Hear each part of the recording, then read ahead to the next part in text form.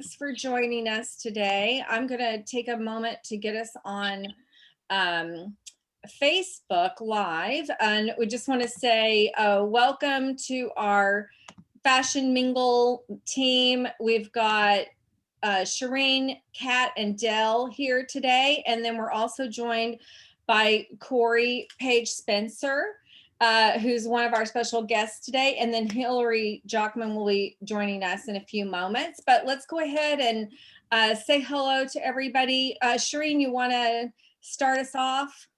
Thanks, Melissa. Hi, everyone. Happy to be here. Happy Friday. I am Shireen Movahed-Rakocevic, the founder of Rakamova Law. We are a boutique branding law firm that helps you get set up to build, grow, and protect your brand legacy. Beautiful. Kat, it's nice to see you. You've been on the streets for like the last month, every time at Mastermind, because you're going to venue to venue to venue. It looks like a 24-hour job. Yeah, I know. We finally found the place, so we signed the contract, so now we can start promoting. And it's Earth Month too, so I'm going to Philly to do Earth Day with World Town Sound System on the 22nd of April. And it's a great program. We've had to morph it a bit, but I'm really excited. And there's the Swapateria that was at the Walker, now it's at the Selena Hotel for the buy with your tokens. And Swap, it's the biggest department store, Swapateria, that Global Fashion Exchange is doing. So proud to be associated with that too. So happy Earth Month, everyone. Yes. Happy Earth Month. Very excited about the Swapateria. I think that looked so much fun. How are you doing, Dell? I'm doing great. Thanks for having me, Melissa. Hi, everyone. I'm Dewell. I am the founder and CEO of True Model Management. And True is a company based in New York that represents all types of models, all sizes, shapes, and ethnicities. So anything that you need help with in creating content or advertising for models, fitting models, you name it, we've got it. And we also have a collaborative workspace on West 37th Street and some small photo studios, and body scanning machines. So if you need any of those services, let me or Melissa know. And I look forward to getting to know all of you and speaking with Corey and Hilary today.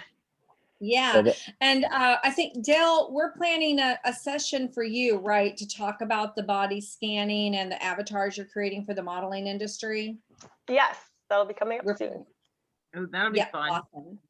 Hi, Hilary. Sorry you had trouble getting on. There we go. You can, if you click on Corey's name right there, you can actually change it to your name. Oh, yeah. Okay. Okay. I can be clear.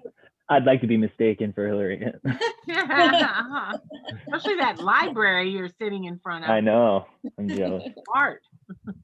Okay, there we go. There we go. Okay, well, I am thrilled to have Hilary and Corey here today. I'm a policy nerd myself. Before I got into the web development industry, and then got into the fashion industry. Originally, I was actually in lobbying for good government, which is not really an industry, but that was my job. So I love hearing everything that Hilary has to bring to the table whenever we have her on to talk about how government policy affects the fashion industry. So Hilary, why don't you give an introduction of yourself and what you're doing with Politically in Fashion? Sure. Hi, everyone.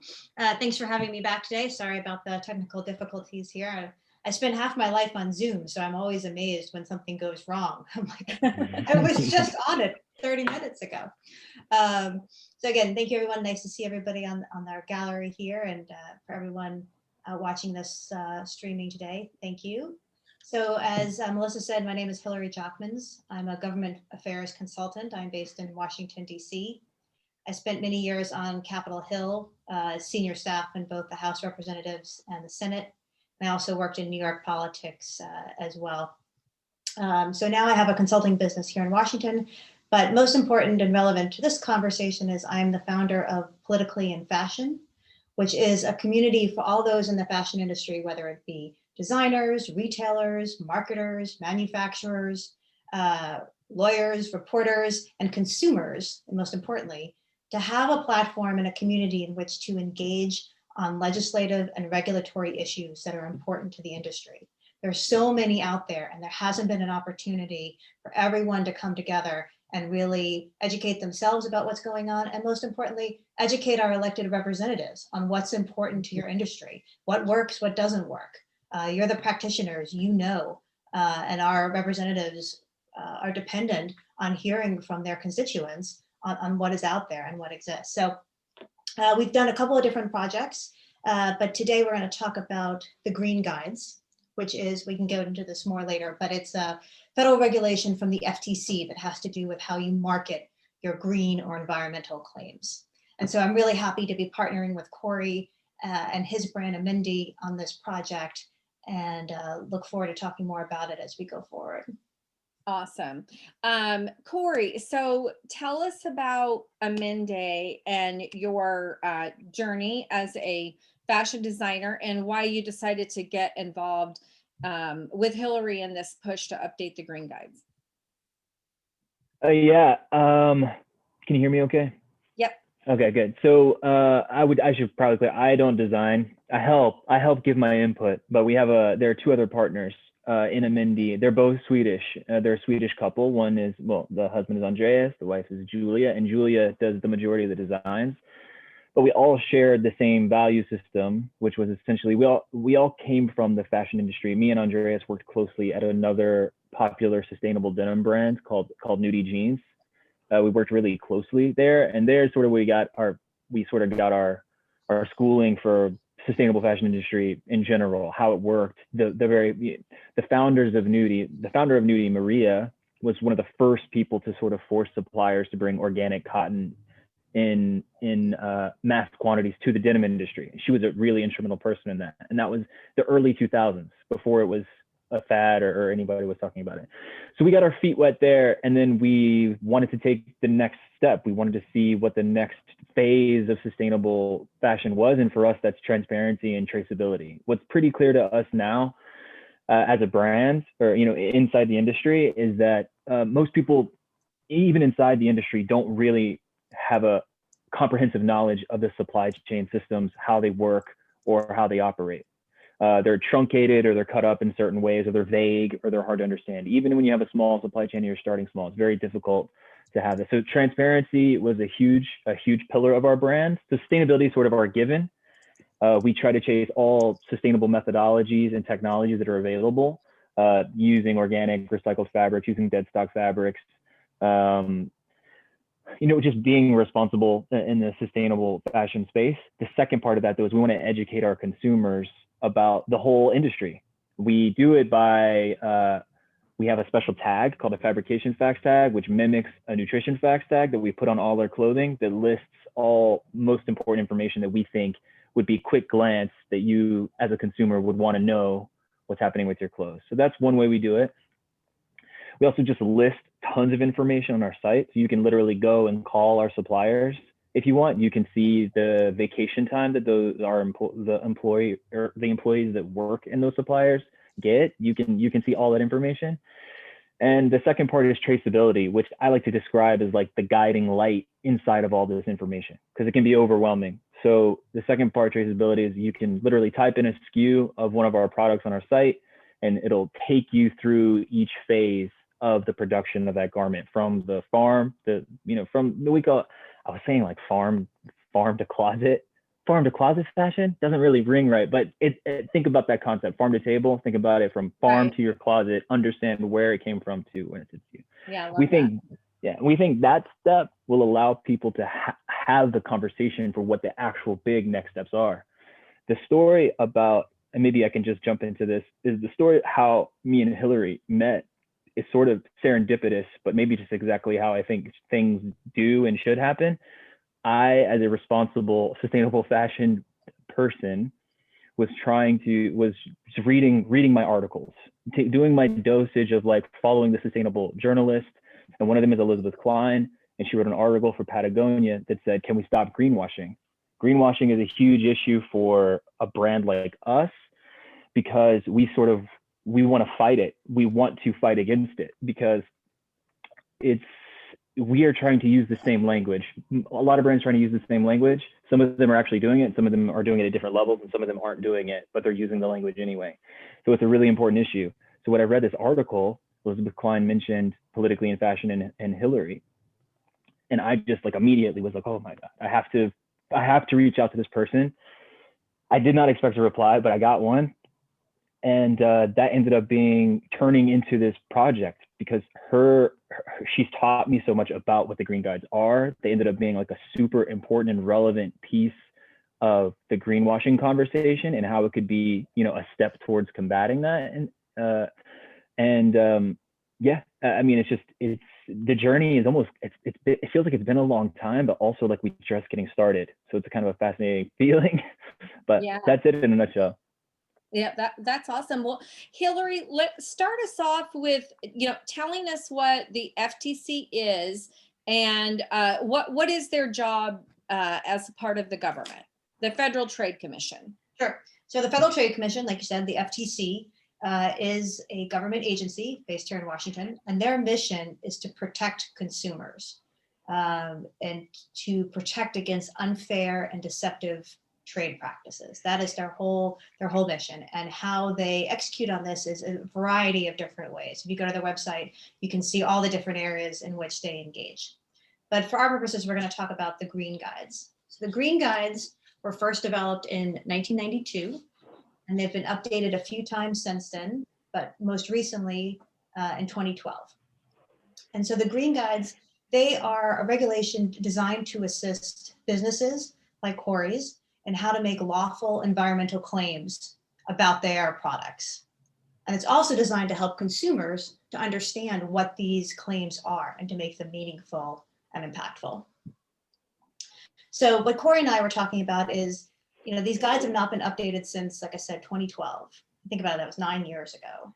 And a lot has changed, both in the consumer space in terms of what consumers value, how they shop, and also technological advances. There's a lot more shopping online. There's using QR codes. There's, all different things that were just not an issue in 2012 or 2010, really, which is when the FTC started their review of these guides. So typically for a government review like this, it'll take 2 years.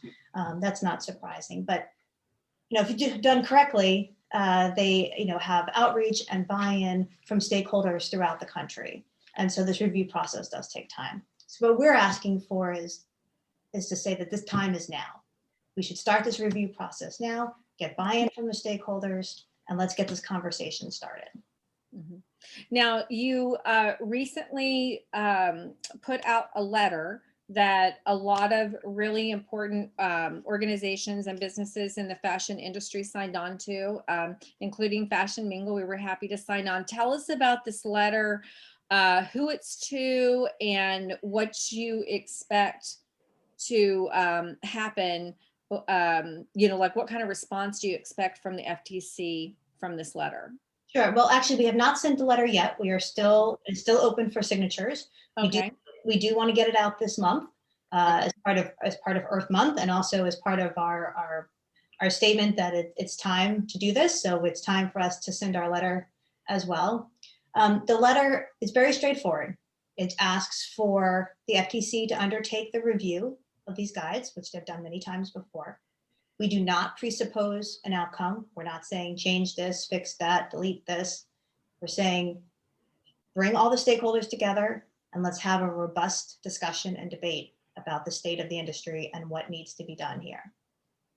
I think of particular note, although we don't go into it tremendously in the letter, is what is not included in the Green Guide. So actually, let me back up and talk a little bit about what is in the Green Guides. It's about a dozen examples that are in there. And basically it sets an example for what you can and cannot say. For example, you can't say something is recyclable if it's not easily recyclable throughout the country. You can't say it's free of a certain chemical if in its place you have something else that's 10 times worse. Or, you say it's free of something, it would never have been in there anyway. It's like saying water is gluten-free or something like that. These statements have to be meaningful and impactful. So one of the things it does not touch on, it does not try to define the words sustainable or sustainability. And in fact, the FTC affirmatively said in 2012, we don't have the information or the buy-in to further pursue this description, this word. And I think this is a prime example of how things have changed in the last 9 years. You see the word sustainable and sustainability all the time. It's everywhere. And personally, I don't know if we need to define the word. I mean, there's different definitions based on what dictionary you look in, or if you look at the UN, or if you look at the CFDA, that's okay. But I think you need some sort of guardrails on the term. Because if you're just throwing the word around, nothing to back it up, it starts to lose meaning. And I think we're at a tipping point on this now. I mean, you don't see any product almost that doesn't say in some way, we're sustainable. Right. What does that mean? Often Europe is leading the way in areas like this. Do they have sustainability defined? I'm not sure if it's sustainability defined, but they do put parameters around your marketing claims, and they get at it through greenwashing. So both the UK has rules on this through their advertising standards department, and I believe France just actually issued the first financial fine for a company that was greenwashing their product. So slightly different term, but getting to the root of the same problem. Okay.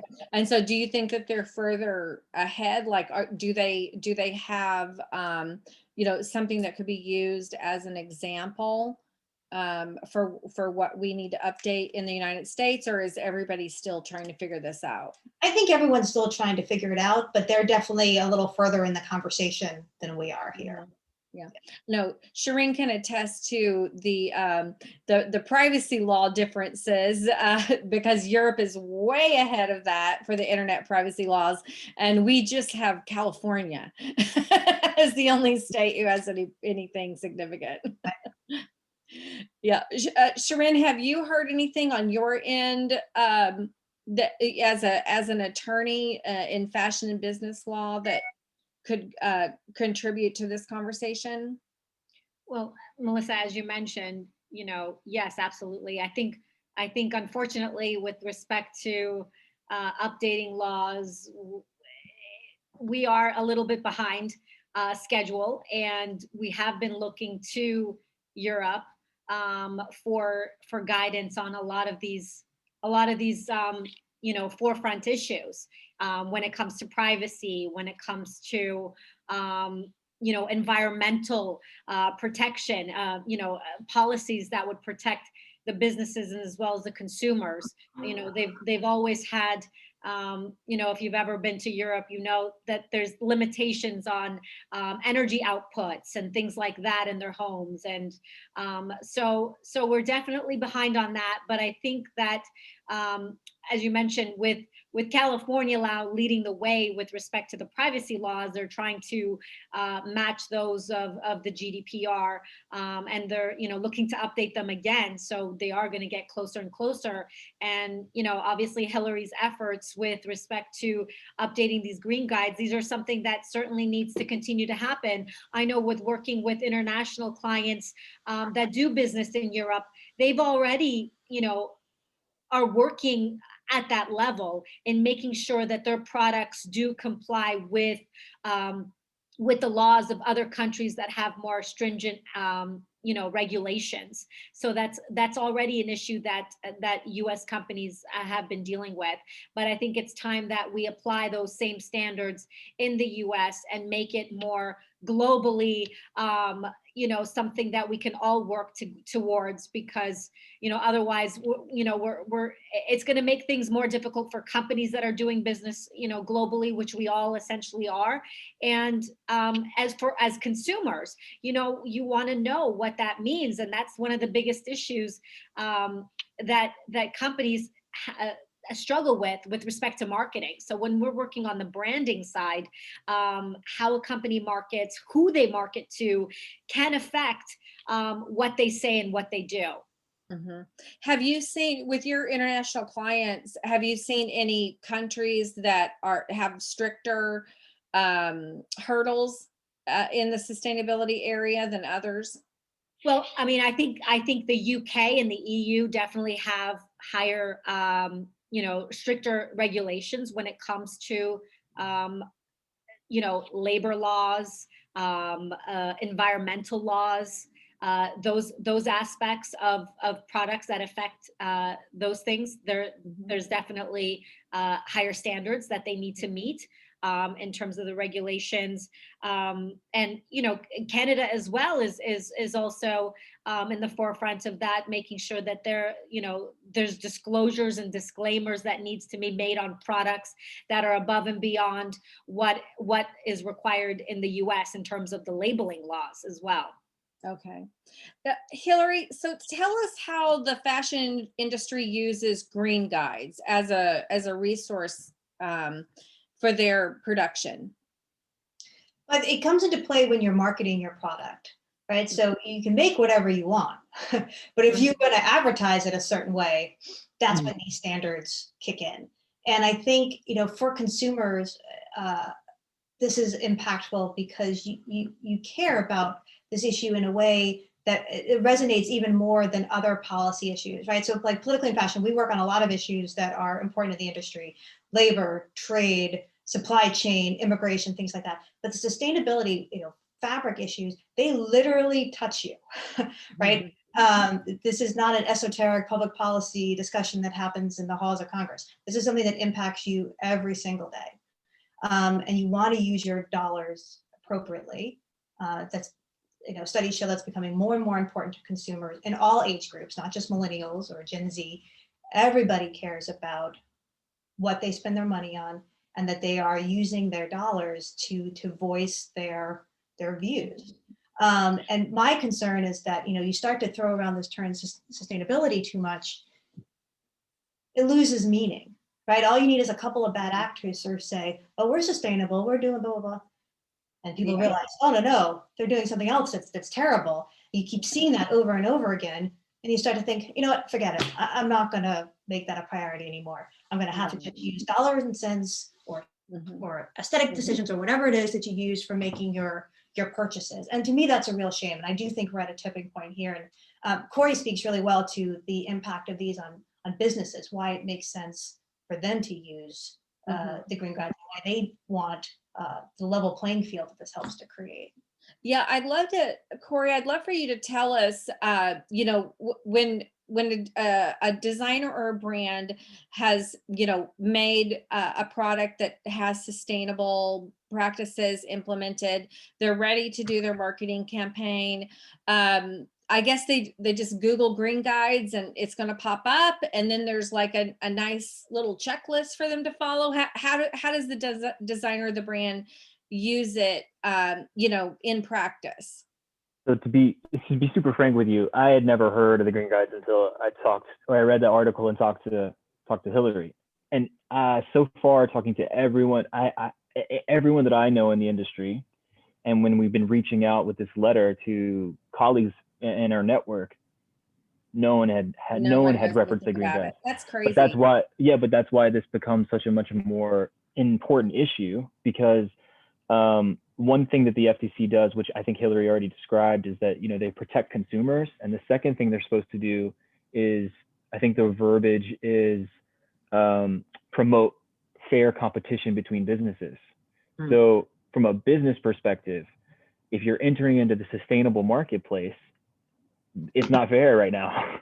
It's not fair because the language which is ingrained into the culture, like sustainability, even recycled or organic, that language doesn't have as tough a guardrail as it should be for other false advertising, for other antitrust laws to be reinforced. I might be messing up this language a little bit, but essentially, as a business entering into that marketplace, it not only corrects the sustainable problem, but it also promotes fair business.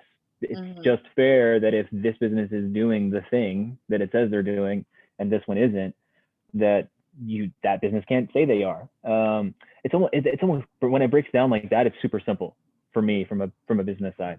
How it would be incorporated or how you would reference that is pretty. If you look at the FTC website, it's actually really simple. The language is surprisingly open. Like you can it's not super confusing or whatever. So I imagine when the debate begins, how that framework is laid out, you know, as part of the conversation or whatever. But maybe Hilary can speak more to what that might look like.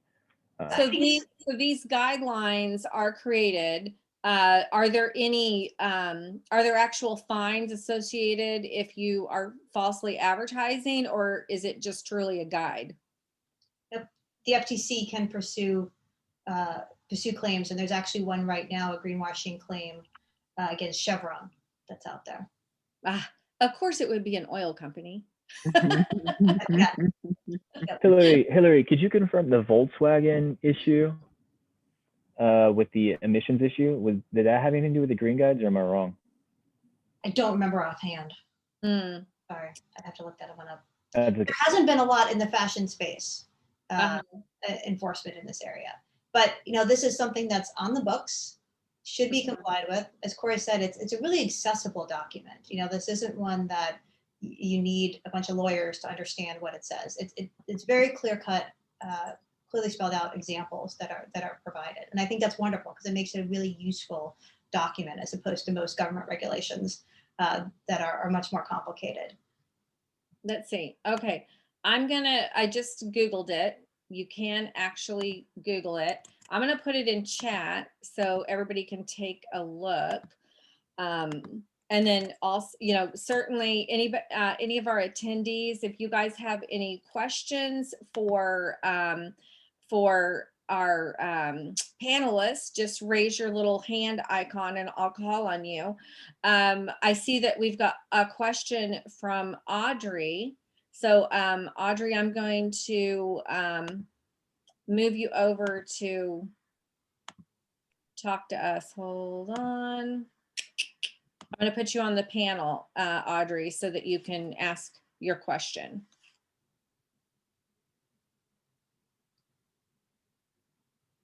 There's Audrey. And then turn off your mic. Hi, Melissa. Yeah, hi, Audrey. Audrey, hi, everyone. No, I'm sorry. That was a mistake. I did not have my hand. I thought I was lowering it. Okay, no problem. Sorry, and I keep having problems. I keep getting kicked off. So. Oh, okay, because of Wi-Fi. Okay, well, we'll just put you back over in the other section. Okay. Yeah. So anybody who has a question, please, you know, feel free to put it in the chat, or let's change our intake. Okay, or raise your hand and we can bring you onto the panel. So definitely take a look at that link and see if that sparks any questions for you. Catherine, I know you're really involved in the sustainability industry in New York City. Have you ever heard of the Green Guides before? Do you know anybody who is, you know, an expert on it or familiar with it? I haven't. That's why I'm very fascinated by it. And I was teaching sustainability at LIM, and I, had to teach about the standards and about third party versus, first party evaluations of companies for their environmental standard ratings. But, it's very important, I think, with the administration change, that we are now back into the Paris Agreement. So I just wanted to see if Hilary or Corey had any thoughts about how the resurgence of the Paris Agreement is going to reinforce being able to both, I think it's consumer driven and also manufacturing driven, that we need to educate. An educated consumer is your best customer. So how we can get that information into the hands of the consumers, because those are the ones who really make the demands. But the Paris Agreement concern. Absolutely. I think it go ahead. legitimizes the United States on the world stage about being serious about environmental issues. You know, we were one of 3 or 4 countries that wasn't part of this. So we're back in that mix. You know, to me, the Paris Accords are more at a macro level. It's going to impact a lot of businesses and industries at a high level. Something like the Green Guides is really a consumer level issue. Yeah. So I think this really resonates with people in a particular way, even more than maybe the Paris Agreement does. But it's all part of a really important conversation. We've got that. We've got an administration who's looking at ESGs. We've got an SEC that's charged looking at that now. Congress is going to be pursuing this as well, which this has to do with publicly traded companies making disclosures about their environmental and climate claims. So you see a lot of different pieces sort of coming together now. And this feeds into why we want to do this letter now. The time is right. We have a new administration. We're back in the Paris Accord. We have a new Congress. We've got an energized electorate here, just coming off an election. Let's harness that power and energy and get some change started. Is there anything that we can do to help promote it? I'm doing an album for the Sustainable Development Goals with a band called the Worldtown Sound System. And, you know, I think, you know, music and the arts and all those disciplines really speak to people's hearts. So, you know, maybe we could work on something where we can get it more into the hands of the consumers so that they're aware of the Green Guide too. Absolutely. We'll make sure I can figure out how to post our letter in the chat. I'll let folks know about that. Because, you know, sending a letter is just the first step in the process here, right? Yep. We want to keep the drum beat up. We want consumers and individuals to be weighing in. This letter was more designed for brands and organizations to sign, but we want an opportunity for everyone, just as a consumer, to weigh in on this. And so we'll be working on that going forward.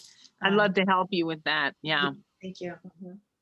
Corey, I'm really fascinated by the label that you talked about. Now, is this something that you guys have created yourself, or is this labeling standard something that the industry is looking to push more people to use? So I think Shireen, am I saying your name right, Shireen?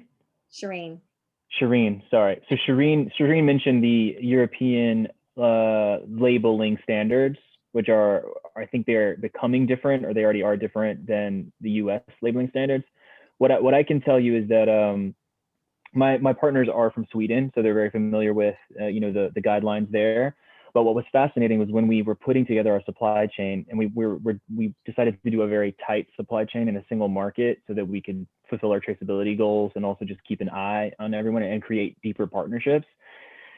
What we realized, there was no real, there was no stringent regulations along any space. It's kind of the Wild West, I guess, is what I would say. There's some basic things you have to accomplish. You have to accomplish, you know, care label instructions have to be a specific way. Certain markets require certain language to be on that, and then made in labels, which we know are funny anyway.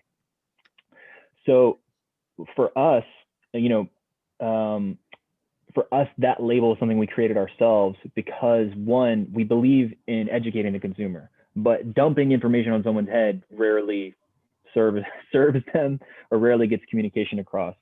So we just tried to think of what's the thing that's constantly in our face that's that has a lot of data, but that is not overwhelming. And so nutrition facts was sort of like the obvious go-to. Even if you don't read the nutrition facts tag, you know it's important. You know, and every once in a while you do glance, you know, to make sure that you're not ingesting something probably at some point. So we wanted to start that conversation that way. I'm sorry, I forgot the second part of your question. Well, I'm just like really curious. So this is something that you guys created. Yeah.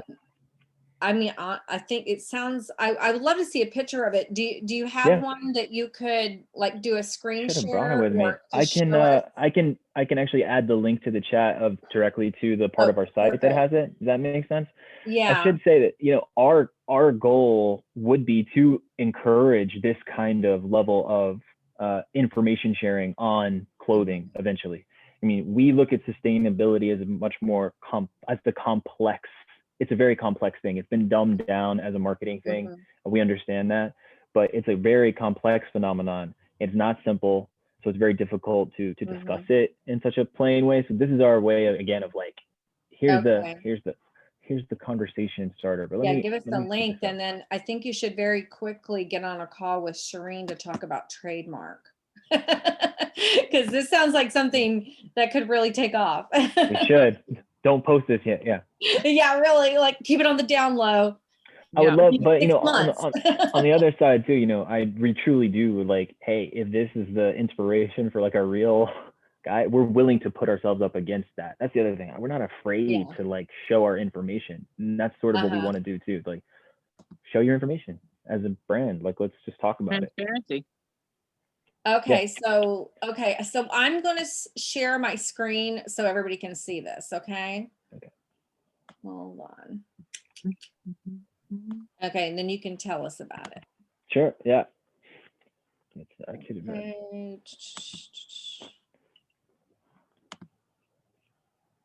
Okay. Can everybody see it? Yeah. Okay. Sorry. This is the first phase here. Just so everyone knows, we have a second phase coming. It's a little clear. It's actually much bigger, and it'll include all of our supplier information for that garment as well. So basically on this part of the site, it'll break down what each line means, but really quickly, the things we wanted to address were certifications. So we're vaguely, you know, you guys know certifications, people say, they throw them out there a lot and it feels good, I think, on a consumer level, but it's also a very complex and overwhelming other avenue down this rabbit hole. It's a rabbit hole, that's for sure. It's a rabbit hole. It's definitely a rabbit hole, but we want to include all the certifications that us and our supply chain work underneath. We also have a certification guide on our site to kind of help people understand that a little bit. So we list their certifications. We list our fabric and seams, a breakdown of the garment, take it apart, what is it made of, and then we do a cost breakdown. And the reason why we do a cost breakdown is because, for us anyway, that's where we want to trigger a lot of conversations, like between value and like hype. We want to have, like, we really want to have those conversations and how they relate to sustainability, et cetera, you know? And then we include the humans involved, because Hilary mentioned this before too, but a big part of all this too, and sustainability in general, we tend to think of sustainability as just environment, but it actually is supposed to include environment, economics, and society. That's how most like intellectual organizations look at sustainability, and those all have to be in balance. So we also think it's super important to include and kind of shove those things inside of this messaging. So when you come up with these percentages and stuff, like, so this seems like really hard to figure out all these different percentages. Is this something that like you guys just have a specialty in, or is it pretty easy to quantify this type of information? It's just administrative work. It's not that difficult. My partner, this is a really huge, this has been a passion of his for quite a long time, is kind of like, you know, these transparency models and also the traceability model. So he already had some ideas, but from a quantification side, like even me, not so massy, I can understand it and figure it out. And there's also some clarification, like if you go to our FAQs, you can understand like, okay, what percentage of the cost are we actually breaking down or whatever. If you have any of those questions, those are pretty much broken down, or you can also just email me. We're happy to provide how we broke these down and what they mean. But I think they are conversation starters if you really look at them. I think it's more than a conversation starter. This is an entire business model. I'm already thinking about the web app, you know, developers you need, what are the ways that the designers can fill in the information and quantify it. So. I'm really glad you inspired. I mean, for us, it was also really important that we have suppliers willing to share information, because, you know, the industry also has operated for so long in the vague space. And I think sometimes it seems like the industry operates that way just because, you know, we're all so busy and we're all just sort of like sourcing and trying to find the best price or whatever. But it ended up being an advantage to a lot of guys who didn't want to answer these tough questions. And that's sort of where we find ourselves, is like, this whole system, like if you're sitting in top of an organization that doesn't have these checks and balances, that is a scary place to be, right? That is a threatening place to be, because now all of a sudden it's like, oh, am I involved in a horrible supply chain? I use two examples, not to get too deep in the weeds, but at the very beginning of the supply chain, you have the Uyghur issue in China. You have that whole situation where brands aren't even sure they're not sourcing from slave labor. And then at the other end, you have the secondhand markets in Ghana, right? Like Contamonto, where like that's the end of the supply chain. So those two things sort of sandwich this whole industry, those examples anyway. So I like to point that out. I don't think those businesses, I don't think they're nefarious necessarily, you know, and they are making efforts, but you know, these, I think just like, hey, show us more information. Like, so I encourage you to get to the bottom of it. I think consumers generally want that. That's what the data says. Yeah. Well, certainly the trends are in that direction, but the supply chain is so complex and it's ever changing. It's just almost overwhelming to try and do anything from a technology standpoint that is, you know, going to be universally accepted and actually that you can rely on the information. Yeah, it's almost another fight, right? It's gaining people's trust. I mean, people are going to trust you or not trust you. I know that's been like a societal question maybe for the past 6 years. But I think the other thing is, all right, I'm just going to continue to give you as much information as I can and as much sources as I can as a business. I'm going to tell you if I don't know something. I'm going to tell you that I'm really trying, and then just try to follow it up with action. I should also say that there's some businesses who are doing blockchain technology with traceable, which I think is great. Those usually are for very complicated supply chains, which is fine as long as that can be checked off. We think we don't use blockchain because we don't have to. We have a very small supply chain. We do all of our garments are made within a 3.5 hour drive. And that was really important to us, because then we're a small company, but also then we have handshakes with these people. We meet these people. We know their names. We share them with you on our site. Like, that's very important to us, and we can scale that to some degree. That's amazing. Yeah. Well, Melissa, can I ask a question real fast about the fabrication facts? The label that gets ripped off from a garment, there should be something on that garment that for the rest of the life of the garment, you can tell what's happened to that garment, even when it's recycled at a swapateria. Are you thinking of like a label or a button or something like that that's on the garment for life that tells us the history of and story of the journey that it's been through? Yeah, so this is where we could use blockchain if it advances far enough. So there's like applicable technology that I know has been playing with, like, you know, this QR codes, like dynamic QR codes, but it needs to be able to resist wear and washing, et cetera. Yes. Ideally, you could have a blockchain technology for post-consumer, and that would be next level, where it's like we're tracing beyond the sell phase, and we're tracking like, okay, is this garment was shared, this jean was owned by 3 people, like a Carfax report for your jeans. I know. Yeah, that could be. Well, I mean, the QR code, I mean, if you can create fabric that has a print on it that never goes away, you could print a QR code on the inside of the garment. I think that there is a company who's integrating traceable technology into tracking fabric. Oh, it's not. Is it Fiber Trace? I might be getting it wrong, but I know there's technology coming in.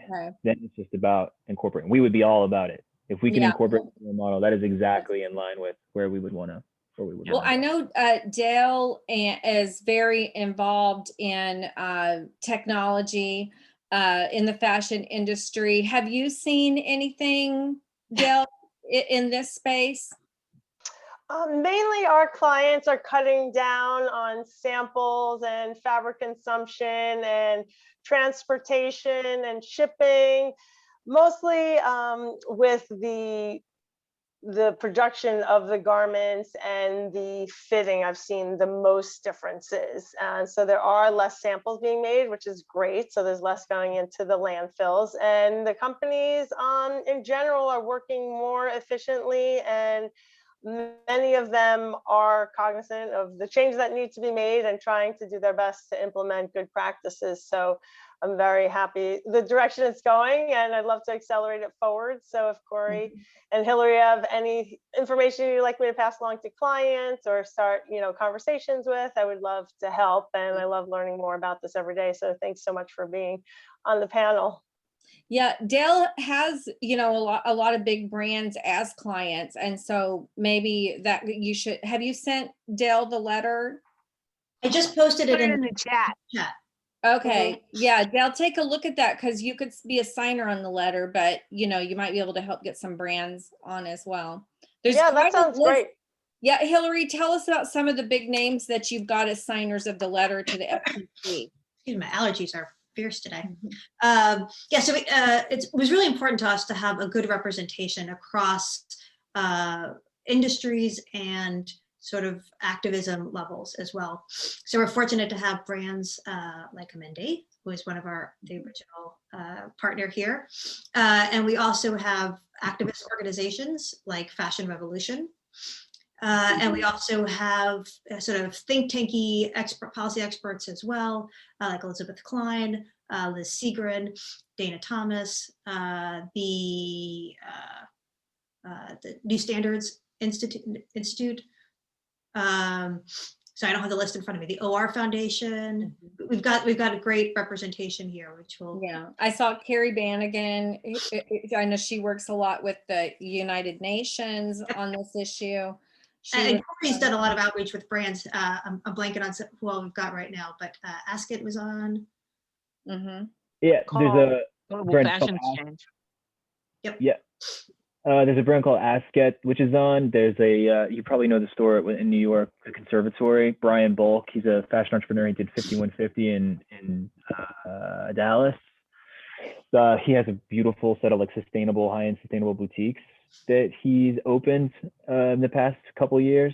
He signed on, and that was really important to us too, of retailers and brands, because this is directly implicating that business. So to have those representative that they want this too was really important for us too. But yeah. Well, do you think that I know that the Green Guides are mostly about marketing, but do you think that there's any technology that also needs, that also needs to be addressed by the government that could kind of set higher standards for how we track sustainability claims? Oh yeah, I mean, I think this is the sort of, like I said, the first step in a broader conversation. And we thought this was a good starting place because they are accessible, these documents. They really pertain to consumers as well as to brands and businesses. And with everyone weighing in on this letter, it shows the interest in the industry across the spectrum. And that's really important for government to see, both the FTC and elected officials and the Biden administration, everyone to see that. And okay, look, these are folks who do want to engage. All right, let's start to look at some of these other issues that are on the table too. I expect there would be some movement on the supply chain issues. I mean, we saw all kinds of problems there this past year with the pandemic. That really brought to the forefront to everybody's mind, you couldn't get a mask, what that meant to you, and you realize what some of the problems were that were causing that.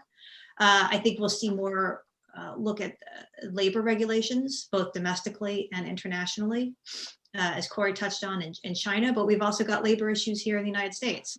There's a bill in California right now to protect workers in the garment industry in California. I think we'll also see some movement on tariffs issues and trade, and then of course immigration as well. And the two big policy things in DC this spring are an environmental bill and an infrastructure bill, and it's very easy to see where all these issues tie into that sort of overarching legislative framework. So we're really hoping that everyone in the industry can start to engage in an area that's important to them. have you seen any congressional leaders who are willing to champion this update?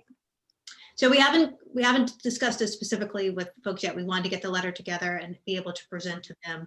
But I think we have a lot of members who are certainly being active and interested on these issues, broader environmental issues, specific things like plastics, or specific things on labor,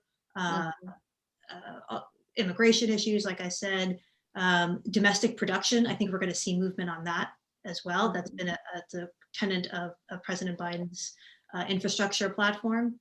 I mean, a lot of members throughout the country. I mean, that's a great issue, right? Because it's not just the New York, LA capitals, fashion capitals. Manufacturing happens throughout the country in rural and urban areas, Republican and Democrat, red and blue states.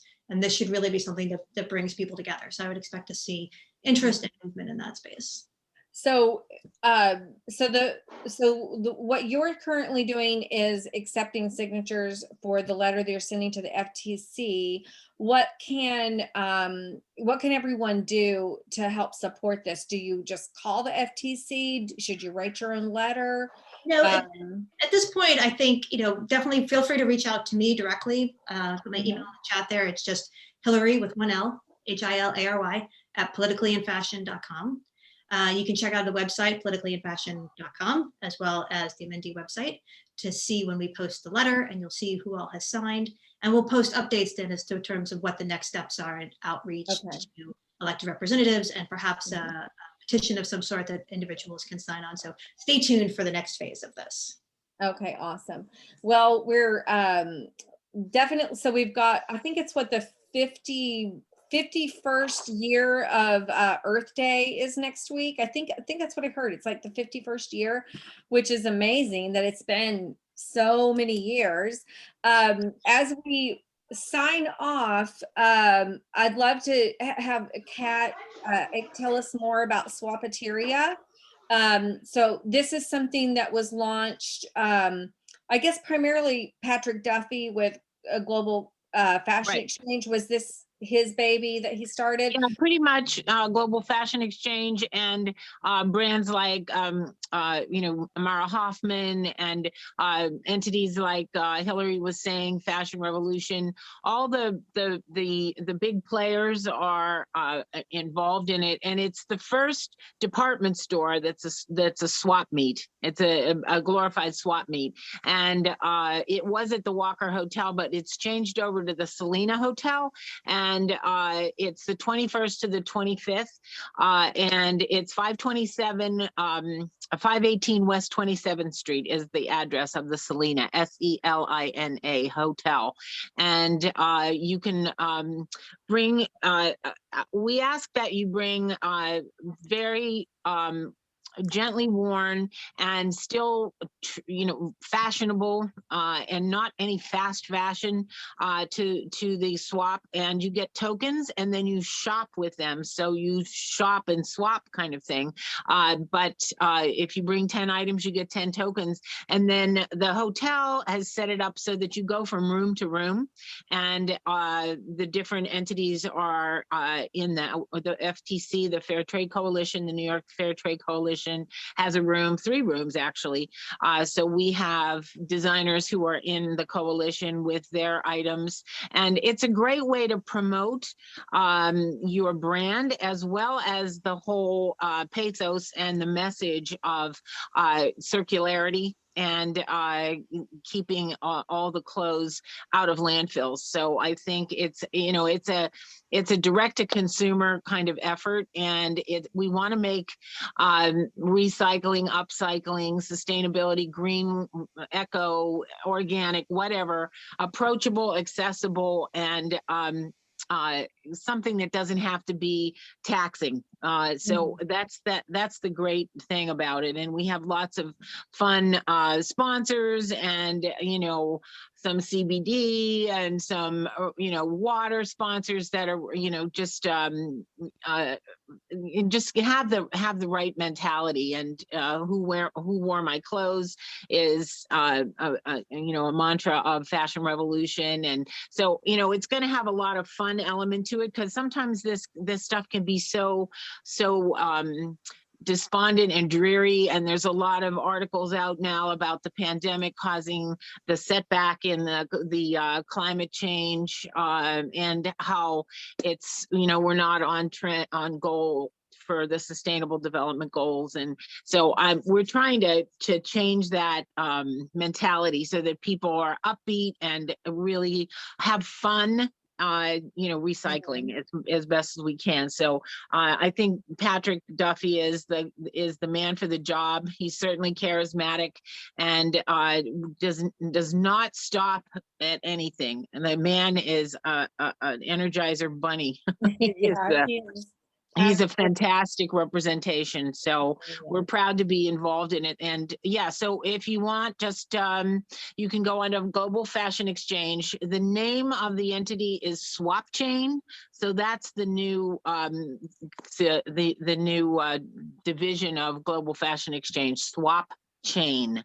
So go on there and get the information on it, and it's going to be a lot of fun. And we're going to be volunteering and have some IG movies going on. It's all about the story and the brand narrative of these days. So we're trying to give our own little individual spins on it and why it's important, and we're passionate about it.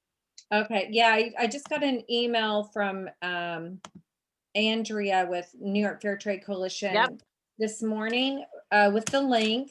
And so I just put the link in the chat box so everybody can check it out. So if you're in New York City, definitely try to attend, and we'd love to hear your experiences and what you thought about it. So we're running a little bit over, but so I want to thank Hilary and Corey for educating us today on these really important issues, and about what the value of the green guides is, and certainly it's long past time to update them. Hilary and Corey, could you guys put your Instagram handles in the chat so people can follow you? So we want to make sure that we keep everybody up to date on what's happening. And also please visit Corey's website and look more into the fabrication facts and all of the resources they have on the website. It's truly, the AMENDI website is truly, like, I think the highest standard I've ever seen for sharing their sustainability journey and providing proof for that. So well done, Corey. Very impressed. Thank you. That means a lot. I appreciate it. Thank you for having me and Hilary, and thanks Hilary for having me on this journey with you too. Thank you, Hilary, for creating Politically in Fashion. I always feel like it's an important part of our journey as fashion professionals to take seriously what is happening in the government that relates to our industry. And we really need to be advocates for things that obviously make the fashion industry more sustainable, but there's so many things that it's one of the dirtiest industries. There's all kinds of labor issues, and so we all need to be responsible for that and take action. And we really thank you, Hilary, for creating a space for that in the fashion industry. Fantastic. Thank you. Okay, hey, everybody, have a great weekend. Thank you guys. Have a good weekend. Bye-bye. Thank you. Bye. Talk soon.